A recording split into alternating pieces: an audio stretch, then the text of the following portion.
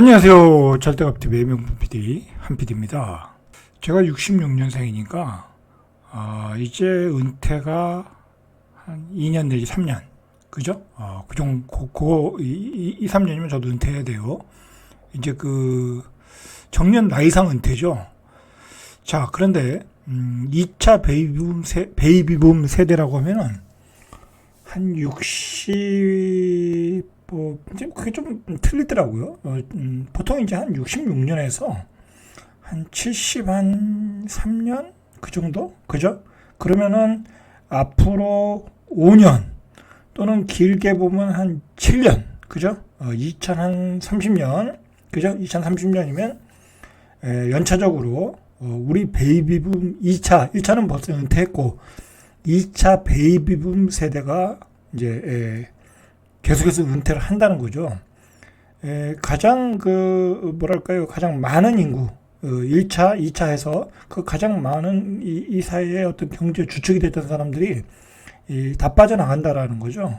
자, 그렇게 되면은 경제적인 쇼크가 올 수밖에 없어요. 금융시장에 쇼크가 올 수 있고, 부동산 시장에 쇼크가 올 수 있고, 그 다음에 뭐 주식시장에 쇼크가 올 수 있고, 그것에 대해서 잘 얘기를 안 하죠.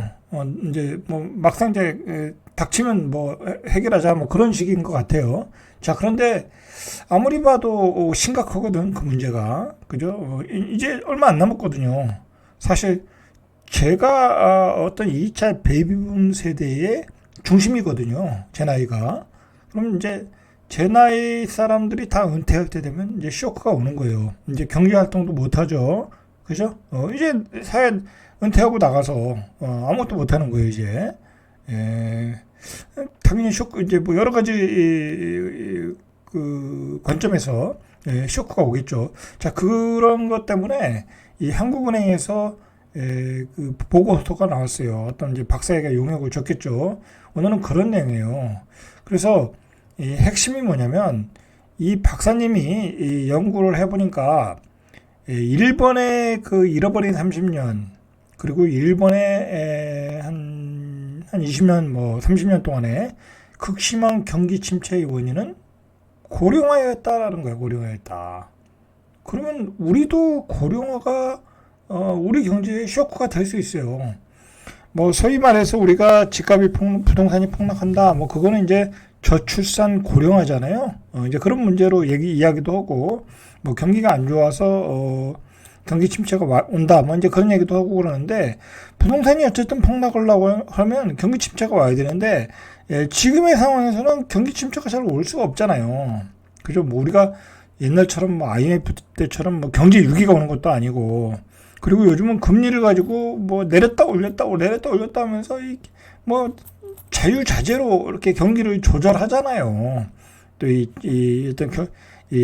이 정부가, 그죠? 아니면 연준이 그렇게 하기 때문에 어떤 극심한 경기 침체가 또 오지도 않아. 그렇다고 하면은 결국은 올 수 있는 것은 고령화라는 거죠. 고령화. 그죠? 왜냐면 생산 연령이 우르르 다 빠져나가니까. 우리 세대 때만 해도, 지금 제가 말한 2차 베이비붐 세대 때만 해도 기본이 4명이야. 그 집안의 그 자녀들이, 또는 8명, 그죠? 그러니까 기본이 4명이고 평균 5명, 6명이었단 말이야. 자, 그런 사람들이 결국은 그런 노동력을 가지고 우리 사회에서 경제활동을 한 거죠. 저가 노동력을 제공한 거죠. 그죠? 저가 노동력을 제공한 거예요. 그럼 6명이면 한 사람은 공장에서 일하고, 한 사람은 트럭 운전하고, 한 사람은 서울의 은행에서 일하고, 그러면서 각계각층에서 우리 경제의 구성원으로서 열심히 살았던 거야. 근데 그런 사람들이 이제 다 빠져나갔을 때 결국은 수요가 다 빠져나가는 거잖아요. 그죠? 말 그대로 제가 은퇴를 하면 이제 저도 이제 먹고 살기가 어려워지는 거잖아요. 그동안 월급을 받았던 거를 못 받으니까.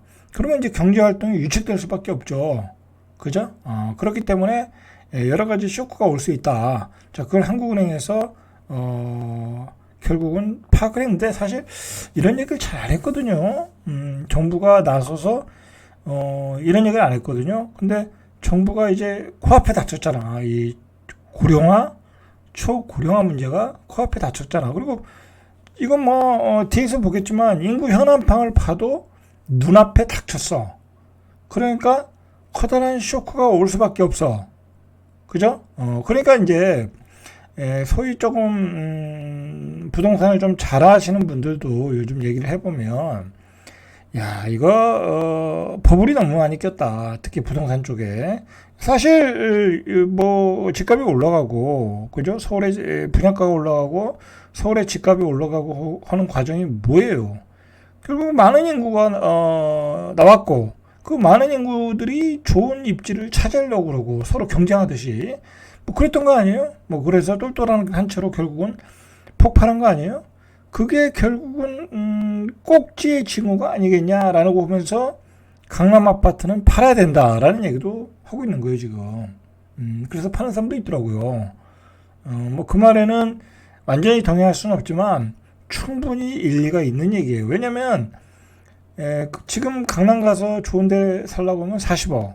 아무리 봐도 31평짜리 아파트 40억을 주고 사면 내가 10억 내지 15억은 융자를 받을 거 아니야. 그러면 나는 평생 융자를 갚다가 가는 거야. 그냥 죽을 때 되니까 예를 들어 그나마 잘 돼서 50억 됐어. 그럼 뭐냐고. 그러니까 그거에 대해서 비판적인 사람들은 그 40억이면 그거 팔아가지고 속된 말로 돈을 더 벌고 싶으면 어디 수도권에 가서 한 3, 4억짜리 아니면 5억짜리 집 하나 사고 나머지 미국 국채를 사든지 그죠? 국채도 사고 미국의 ETF 상품도 사고 지수 ETF 안전한 것들 있잖아요. 차라리 그거 사는 게 훨 낫다. 뭐 그렇게 얘기하는 사람도 있잖아요. 자 그리고 지금 인구 구조가 어쨌든 빠져나가는 그런 지금 흐름이니까 어쨌든 뭐 상급지는 그렇다 치더라도 중급지 하급지는 올라갈 수가 없을 거다라는 거는 뭐 어쨌든 시간 싸움이지만 그거는 뭐 명확한 거 아니에요? 그죠? 뭐 지방은 뭐 끝난 것 같고 제가 보기엔 지방은 끝난 것 같고 그 뭐 수도권의 외곽도 어느 시기가 되면 뭐 더 올라가기도 쉽지 않을 상황도 있어요. 그런 상황이 전개될 수 있어요. 이따가 이제 인구 상황판을 보시면 알 수 있어요. 자, 이게 이제 한국은행에서 나온 건데 최근에 한국보다 앞선 2006년에 초고령 사회에 일본이 진입을 했다라는 거야. 2006년에. 그래서 이 일본이 잃어버린 30년 그러니까 경기 침체로 들어간 게 바로 고령사회, 초고령사회가 원인이었다라는 보고서를 낸 거예요. 그래서 우리나라도 지금 초고령사회로 들어가고 있잖아요. 그죠? 그래서 우리도 금융시장에 영향을 끼칠 수 있다라고 한국은행에서 발표를 한 거예요. 그죠? 이 금융위원회의 인구변화 태스크포스 팀에서 발표한 자료에 따르면 한국의 그러니까 중간 연령이죠. 중연령 2022년에 44.9, 45세였는데 50년 뒤 63.4세로 올라간다라는 거예요. 중연령이. 그러니까 지금이 한 45세인데 뭐 굳이 우리가 50년까지 가면 뭐 뭔 의미가 있겠어요. 그죠? 어쨌든 중연령이 올라가서 50년 뒤면 언제야? 2070년 되나요?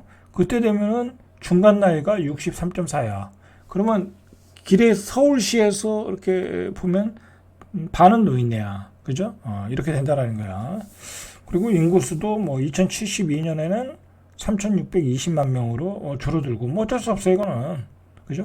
아니 뭐 우리가 1960년대 이런 인구였어요. 이 인구가 그동안 너무 많이 늘었어. 그죠? 너무 많이 늘었으니까 좀 줄어들어야 되는 것도 맞아요, 사실. 이제 그 충격을 어떻게 완화하느냐. 이제 그게 문제죠. 그래서 이런 급격한 인구 구조의 변화는 주식시장과 은행, 보험, 뭐 금융시장에 충격이 올 수밖에 없죠. 뭐 산업 전반에 다 충격이 올 수밖에 없어요. 앞으로 4, 5년 뒤에 출생할 수도 저출생이니까 걔네들도 안 나오면 이 뭐 유치원, 국민학교, 뭐 폐교, 폐업하는 유치원, 폐교하는 학교 쏟아지겠죠. 그죠? 충격이 올 수밖에 없어요. 자, 주식시장에도 영향을 줄 수밖에 없는 게 지금 우리 세대들, 뭐 저 같은 세대는 이제 주식을 하잖아요. 근데 저희 세대도 그렇게 주식 많이 하지는 않거든요. 내 친구들 보면 하나도 안 해. 뭐 주식이 좋은 건 아니지만 그래도 열심히 하다 보면 그게 기회가 될 수도 있는데 안 하더라고. 근데 요즘 젊은이들은 많이 하잖아요. 근데 이제 우리가 은퇴를 하면 우리 세대가 주식을 하던 우리 세대가 은퇴를 하면 이제 주식 잘 안 해요. 나이 들면 안 한다고. 또 위험한 재테크를 우리가 할 수가 없죠. 나이가 들었는데 뭐 거기다 대고 뭐 대출 받아서 주식하고 뭐 위험하게 단타치고 뭐 그럴 수는 없잖아요. 그죠? 그러니까 주식 시장에서도 돈들이 많이 빠져나갈 거다라는 거죠. 참고로 얘기하면 우리나라 주식 시장은 지금 위기야, 위기. 오늘 뭐 삼성전자가 오르긴 해서 뭐 지수가 굉장히 올라갔지만 다른 주식들은 완전히 IMF급 가격이야. 이건 뭐 완전히 저평가도 이런 저평가도 아니야. 아니 어떤 주식은요, 예를 들어 뭐 작년의 기준으로 보면 배당률이 7%야. 주식도 바닥이야. 시가 배당률이 7%야. 은행에 2배를 줘. 그런데도 주식이 안 올라가. 거래도 안 돼. 야, 그래서 뭐 그 회사가 망하는 회사도 아니고 그냥 매년 뭐 그 정도 수준은 할 텐데 배당을 조금 줄이긴 하겠지만 실적이 떨어져서 그래도 5%는 될 거 아니야. 지금 경기가 바닥이니까 올라가다 보면 뭐 7%, 8%도 될 수 있잖아요. 그런데도 주식을 안 사.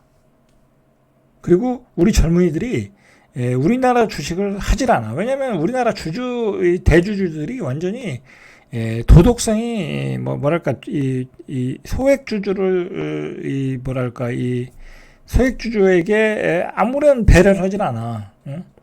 완전히 소액주주들을 자기 뭐 하인처럼 생각하는 사람이고 완전히 대주주가 강권으로 막 회사를 운영하다 보니까 배당도 안 줘. 뭐 소액주주에 대해서 어떤 뭐 그런 뭐 여러 가지 혜택을 주질 않다 보니까 우리나라 사람들이 우리나라 주식을 투자할 일이 없다. 뭐 주식도 안 올라가고, 그죠? 그리고 뭐 떨어지도록 뭐 계속 그냥 놔두고 자기들이 이제 상속을 해야 되니까 자식들에게 상속을 해야 되니까 그러니까 주식이 완전히 뭐 그 회사의 가치보다 더 낮게 평가되어 있는 경우가 많아. 그러니까 뭐 좋다고 샀는데 안 올라가니까 그냥 다 미국 주식으로 가더라고요.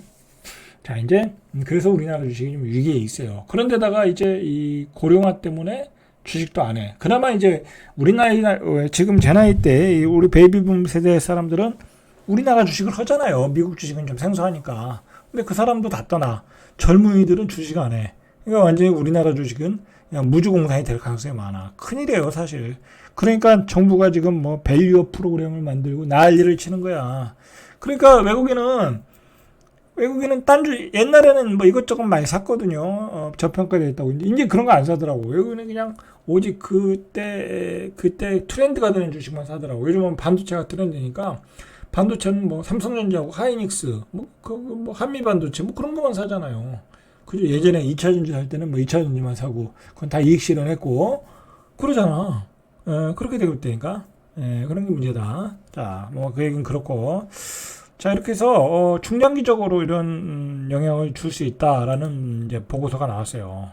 그래서 이 금융연구원의 자료에 따르면 이제 이 한국은행에서 했던 일본은 고령화로 부동산과 주식시장, 금융업에 커다란 지각 변동이 나타났고 결과적으로 인구 감소와 고령화가 맞물리면서 오히려 도시로 인구가 집중화되었고 뭐 지방은 완전히 망가진 거야. 일본은 뭐 지방의 빈집들이 어마어마하잖아요. 우리도 그렇게 되는 거야. 이제 우리도 그렇게 되는 거고 벌써 그렇게 되고 있잖아요. 그러니까 뭐 지금 벌써 전원주택은 시골에 있는 주택은 팔리지도 않잖아. 그리고 이제 보세요. 뭐 광역시도 저 외곽에 있는 아파트들 이제 다 공실이야. 살지도 못해. 그렇게 되는 거야. 그 지방 아파트는 그래서 위험한 거야 지금. 안 쳐다보는 게 좋은 거예요. 자, 일부 학계에서는 1990년대 일본의 부동산 시장의 붕괴 원인을 고령화에서 찾는다. 우리가 이런 얘기는 좀 처음 들어보는 얘기거든요. 고령화의 원인을 고령화에서 찾는다. 그러면 우리도 그렇게 될 수 있다라는 거잖아. 그죠? 우리도 그렇게 될 수 있어요. 왜냐면 어떤 집의 큰 매수 주체가 됐던 1세대, 2세대, 베이비붐 세대가 다 은퇴한다라는 거야. 집을 사질 않는다는 거지. 오히려 지금 가지고 있는 집을 우리 자식에게 물려줄 생각을 하고 있잖아. 그죠? 그리고 우리 세대 사람들이 자식이 많아야 둘이야. 많아야 둘이야. 많아야 둘이라니까. 하나님은 둘이기 때문에 결국은 내가 가진 자산을 우리 자식들한테 물려주는 게 이제 수월해졌어. 그렇잖아. 그게 이제 요즘 나타나는 똘똘한 한 채가 그런 거 아니겠습니까? 지금 똘똘한 한 채를 부모님의 도움을 받아 사는 사람들이 자식들이 하나 아니면 둘이야. 그러니까 부담 없이 사주는 거야. 그죠? 부담 없이. 자, 노인 인구가 많아지면 주식시장도 위축이 된다. 일본의 경우 21년 기준 가계의 금융자산 가운데 54.2%를 예금에 묻어놨다. 자, 우리도 마찬가지예요. 우리도 고령화가 되면 저도 예를 들어 이제 나중에 이제 60이 넘었는데 이제 먹고 살 돈 다 있어. 그럼 그걸 어디다 놓겠어요? 물론 뭐 저는 주식에 뭐 한 10% 내지 20%, 뭐 부동산에 뭐 한 40% 내지 50%, 60%까지 예? 그렇게 놓고 나머지는 예금을 놓겠죠. 저는 예금을 안 하고 이제 채권을 사겠죠. 저 같은 경우에는 그것도 미국 국채. 왜냐면 달러를 사야지. 그죠? 우리나라 국채는 원화 가치가 떨어질 수 있잖아. 그렇게 한다는 거예요. 일본 사람들도 마찬가지지. 그리고 연금, 그다음에 보험도 좀 가입을 더 하겠죠. 뭐 예를 들어서 간병인 뭐 그런 보험 또는 뭐 고독사 보험 뭐 그런 것도 있더라고요. 그다음에 주식, 채권 등 금융상품이 16%. 그러니까 주식, 채권은 16%, 한 8%밖에 안 된다는 거야. 주식에 들어가는 거는. 나머지는 다 안전자산으로 들어간다라는 거죠. 그랬다는 거예요. 그러니까 금융시장에 쇼크가 올 수밖에 없다라는 거죠. 이게 좀 둘러서 얘기한 건데 결국은 고령화가 되면 우리가 이번에 이제 막 2,860가구 그러는데 이게 어쩌면은 마지막 꼭지일 수도 있다라는 거야. 그죠? 마지막 꼭지. 이제 뭐 3천이 얼마 찍을지 모르지만 그게 꼭지가 돼서 계속 빠질 수 있다라는 거죠. 그죠? 인구 구조상. 뭐 생산 연령 인구가 이제 줄어드는 거잖아요. 그죠? 파이가 줄어드는 건데. 그죠? 그러니까 기업들도 많이 대비를 해야 되겠죠. 자, 고령층은 생애주기 특성상 투자를 회수하는 시기다. 그래서 예금과 같은 안전자산을 선호한다라는 거죠. 그죠? 그래서 일본 같은 경우에는 고독사 보험이 굉장히 증가한다고. 일본의 아사히 신문에 따르면 일본의 노인 고독사가 연간 6만 8천 명이래. 우리는 얼마나 될까요? 이 정도는 아니겠죠. 그러니까 일본이 조금 개인주의 사회되잖아요. 그러니까 남한테 민폐를 끼치는 걸 싫어해. 우리나라처럼 뭐 가족끼리 어울리고 뭐 그런 것도 별로 없는 것 같아. 그죠? 이 나라는 그냥 각자 도생이 강한 나라잖아. 그러다 보니까 그냥 노인들이 돈을 싸들고 있는데 그냥 집에서 혼자 있다가 혼자 조용히 가시는 거야. 그죠? 그것도 조용히 가면 그것도 민폐가 될 수 있으니까 일본 사람들은 고독사 보험을 또 드는 거야. 민폐 끼치기 싫다 이거야. 일본에서 정년 연장과 함께 뭐 연금 연령 시기를 늦추는 방안도 얘기가 되고 있다. 뭐 이건 뭐 우리도 얘기가 되고 있죠.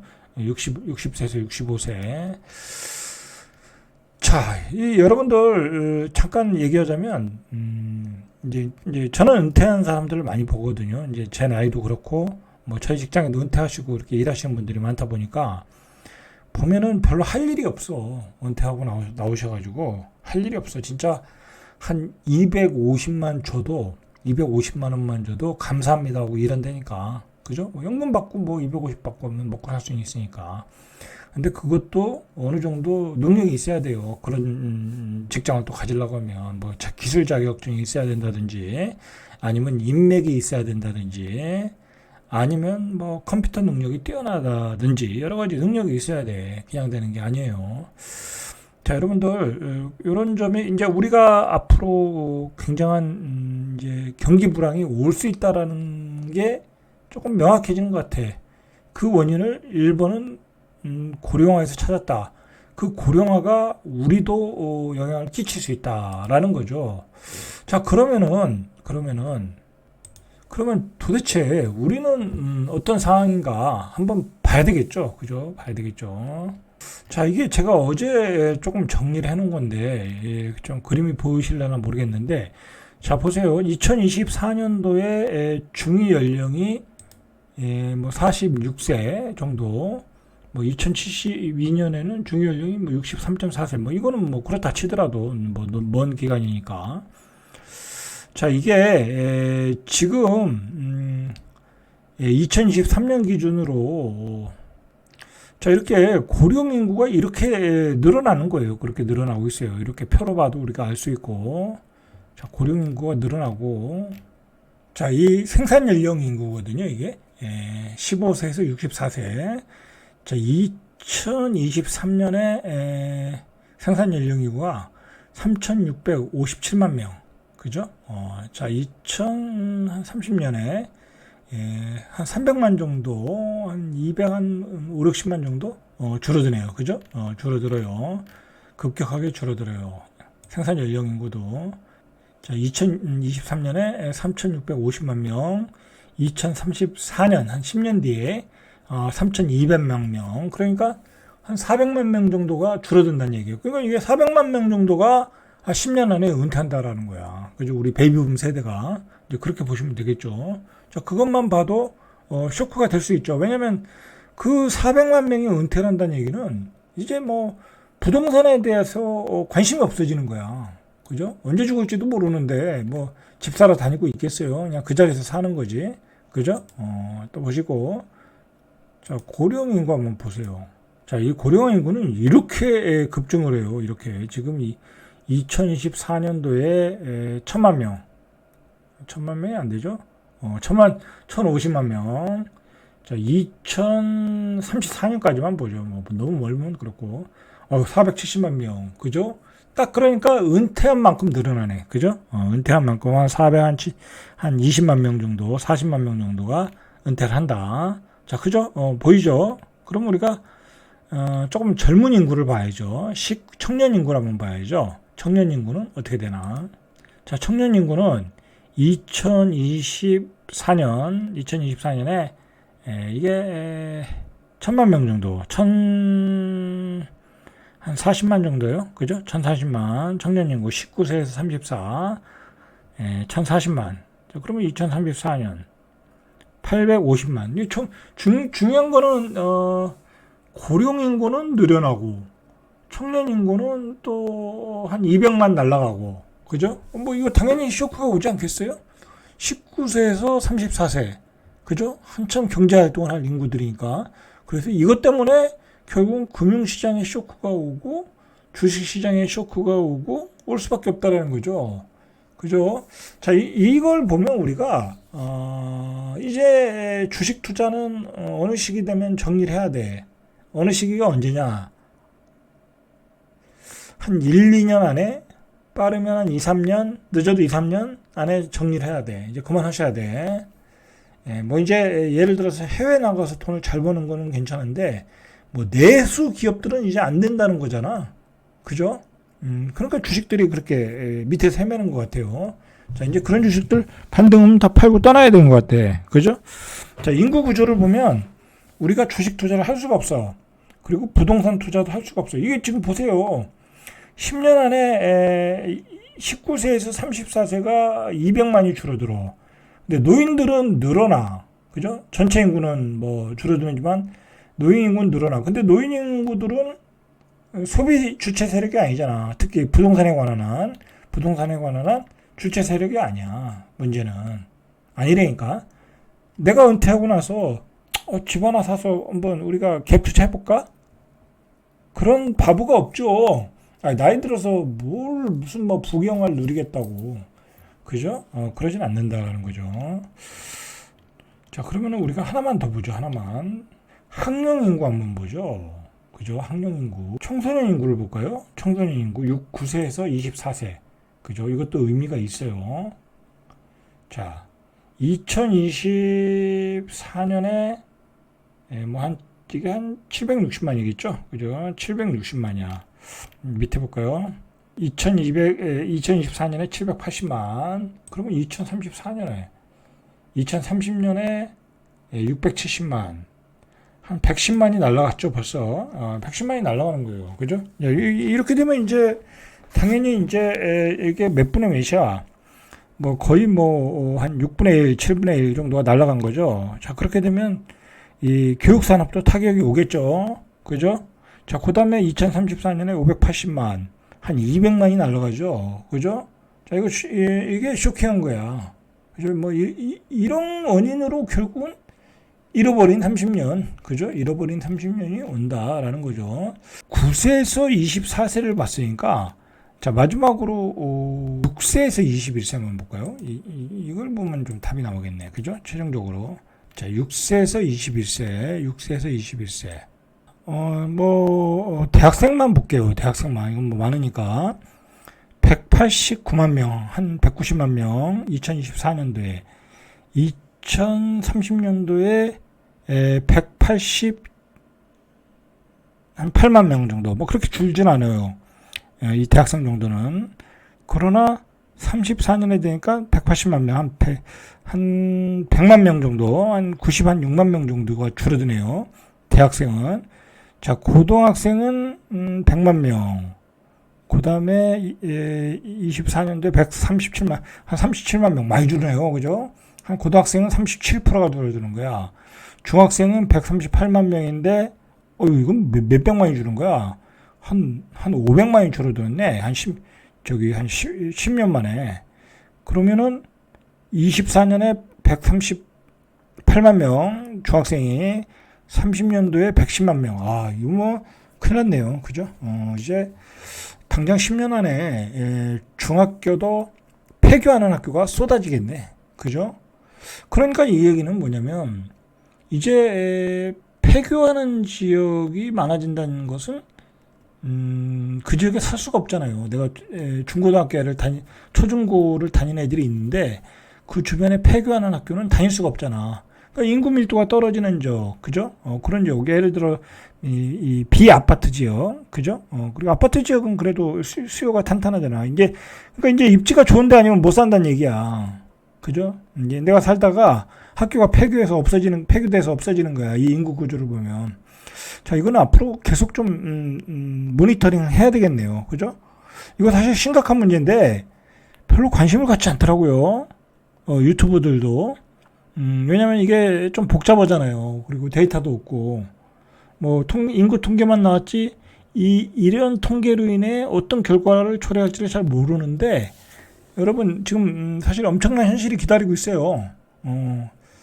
당장, 분명히 이제 집값의 영향도 나타날 거야. 그죠? 영향도 나타나고, 이제 아마 한 2, 3년 후에는 본격적으로 나타나기 시작할 거야. 그죠? 나타나기 시작한다니까. 분명히 이제 한 2, 3년 후에도 벌써 이제 유치원, 유아원은 통폐합 과정으로 가고 있고, 초등학교는 폐교되는 학교가 많이 나오고 있고, 이제 그게 계속 급증을 한다는 거죠. 제가 앞으로 요 통계를 가지고 또 비슷한 그 연구 보고서가 나오면 여러분들과 함께 공유하면서, 같이 공부하면서 미래에 대비를 하도록 하겠습니다. 자, 절대값TV의 명품 PD, 한 PD입니다.